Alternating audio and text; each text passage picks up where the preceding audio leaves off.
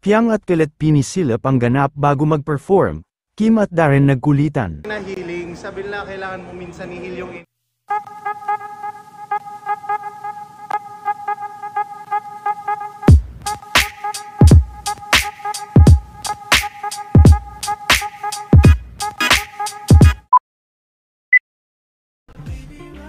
Maaga pa nga lang kanina ay marami na ang mga nakaabang, dahil ngayong araw din ang kauna-unahang guesting, nila Piang, Colette, Rain at Kai sa ASAP, makakasama rin nila sila Kim at iba pang kapamilya artist. Nauna naman na nag-perform sina Kim at Darren kanina.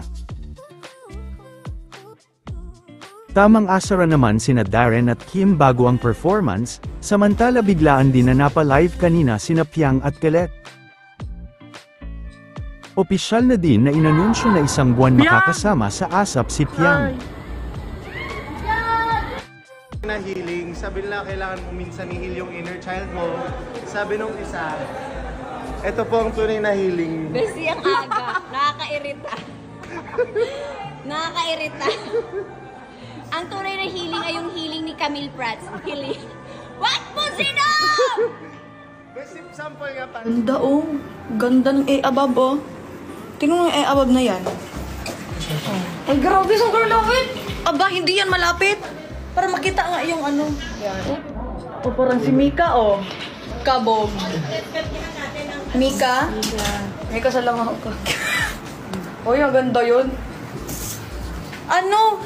Bakit ka tumawa? Hindi ako tumawa ah. Bakit ka tumawa? Buang ka?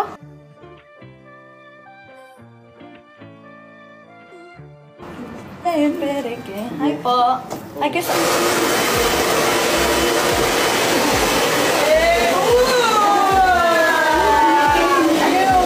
Maging si Jaren ay nasa ASAP din.